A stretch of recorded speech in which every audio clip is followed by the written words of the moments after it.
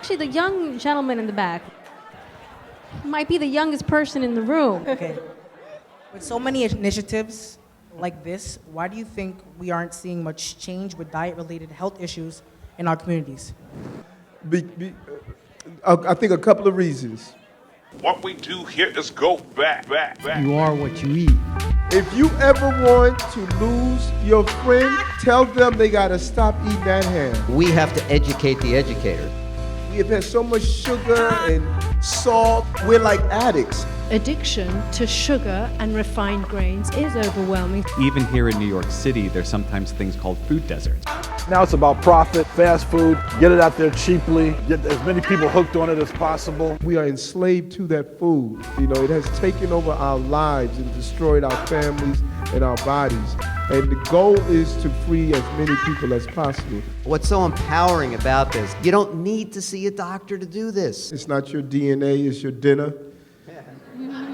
It's not your lineage, it's your lunch. It's not where you're born, it's your breakfast. I was losing my sight in my left eye, losing my sight in my right eye. Had permanent nerve damage in my hands and my feet, and nerve damage in my thigh area. Had an ulcer and sores on my esophagus from acid reflux.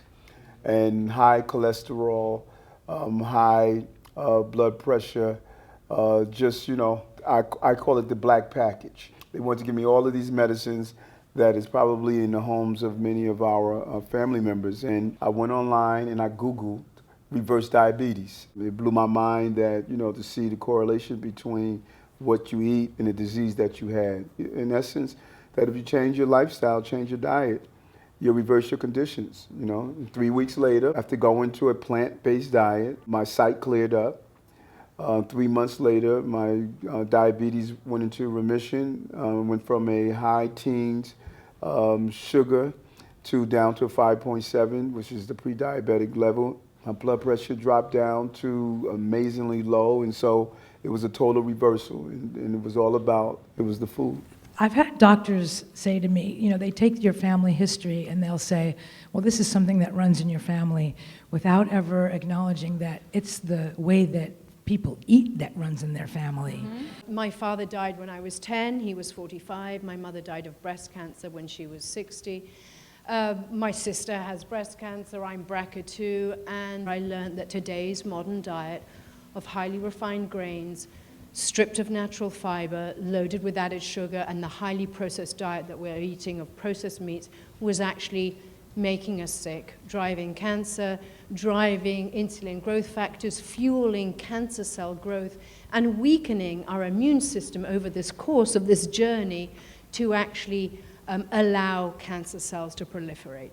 And the solution is not to eat less, but it's actually to switch what we eat. There's a fast food culture, and we think about it, we think of McDonald's, we think of Burger King, we think of things like that, but fast food's in everything versus slow food culture, which is you're taking the time to cook, you're taking the time to think about the ingredients you're going to make, you're taking the time to, I mean, honestly, put the phone down. Think about culturally what we need to do to kind of slow ourselves down a little bit. You know, I have patients that range all the way from like 15 up to 95.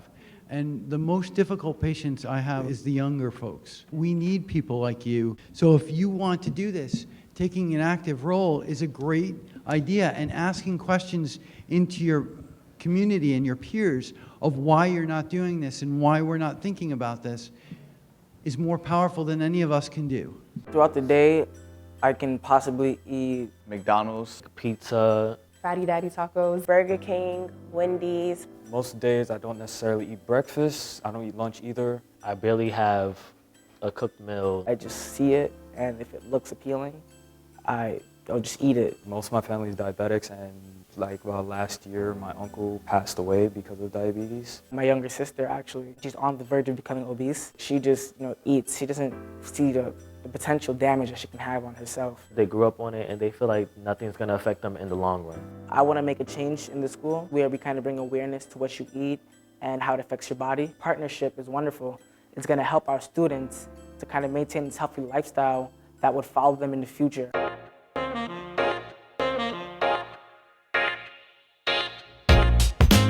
I'm Wenjay, the founder of Local Roots NYC. Our mission is just to bring more food to more people in a really fun and exciting way. So I think a better understanding of where our food comes from is really important. We have a partnership where we connect high school culinary students with our markets. So they make samples every week for us and they talk to New Yorkers about what they made, how to cook seasonally. So it's really great to see that people want to contribute whatever talents they have in whatever way they can to bringing more local food to the city. I would really like for people to know at a young age what food looks like on a farm.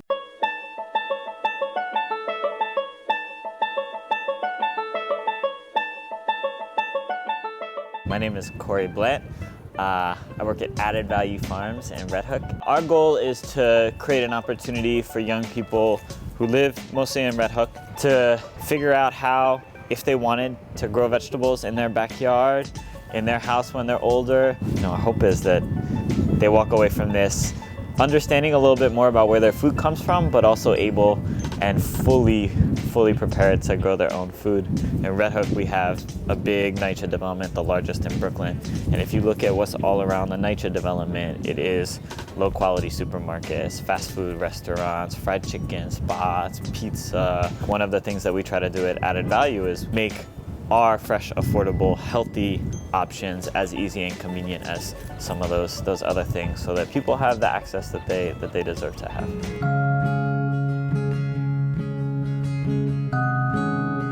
My name is Solomon Long. I work with Nancy Katz starting Seeds in the Middle about 12 years ago.